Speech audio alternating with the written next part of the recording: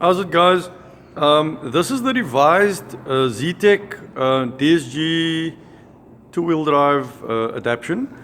The previous configuration would have, in the previous configuration, set the engine to DSG angle difference at 21 degrees. So when I say 21 degrees, it was taking a reference from the top of the block versus the top of the DSG's oil cooler, which is pretty much your level surface on your DSG. So the difference between the DSG and the top of the block was 21 degrees on the previous adaption version. And it may sound a lot, but the fact is the zetec engine sits at quite a terrible angle. I think it's about 10 degrees rotated forward. And that would have set the DSG at 11 degrees towards the firewall. And that was perfectly fine.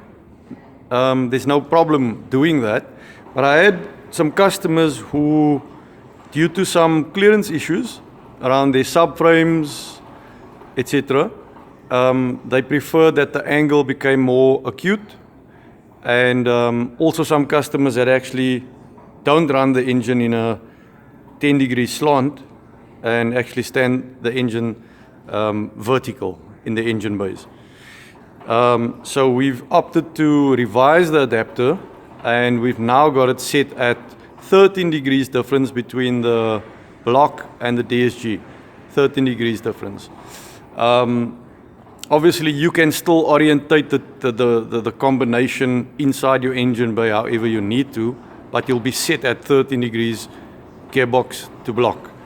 Obviously, this meant a complete new adapter, and in doing that, we actually just about managed to salvage this one mounting hole here.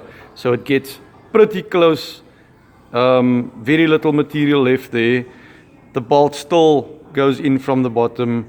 Everything will still clear as far as the bolt goes. What you do need to do this time around is actually trim for the purpose of this 13-degree revised adaption, you need to trim the block, basically follow the profile of the new adapter. In fact, there's a piece of this adapter that was previously removed, which doesn't need to be removed, but I'll just stick it in there to show you. All right, so that doesn't need to be removed, right? But you need to trim this block according to the profile, the exact profile of this adapter plate. And in doing so, you will still salvage the use of that one adapter. But there's one snag in doing what I've just explained. Is something extra that still needs to be done. On the gearbox itself, when you start assembling, you will obviously then be able to see this much better. But this casting of the gearbox here does actually impact that little bit of meat that's left around that mounting hole. So you need to trim a little bit of this away. It's maybe about 1.5 mm, 2 mm maximum. And then dig into that corner radius as well. And what you want to do is get your box on and make 100% sure that none of the surface area on the side or at the bottom there touches any of the adapter here or on the top surface. You need to see an air gap through there, otherwise your box is going to be sitting skew, you're going to have misalignment, and that's not what we want. So we've managed to salvage that mounting hole. You need to do that trim on the box, as well as on the block itself. And then, of course, because of the different orientation, of gearbox to block. We've had to obviously redesign the mid-shaft bracket, bearing support bracket.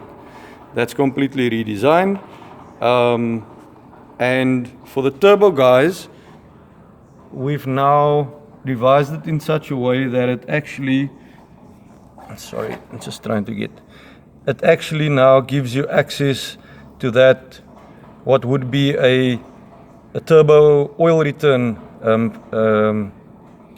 hole. So we've now given you access to that hole as well. We've moved the new mounting point to the top. So you've got access to your oil return point there now. And as you can see, it's a completely redesigned mid-shaft support bracket.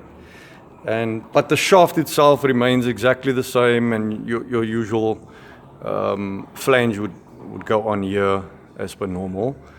The one thing I did notice is with the assembly this time, because of that oil return casting that stands quite proud now, it's not easy to actually lift this assembly up into the gearbox because of that protrusion.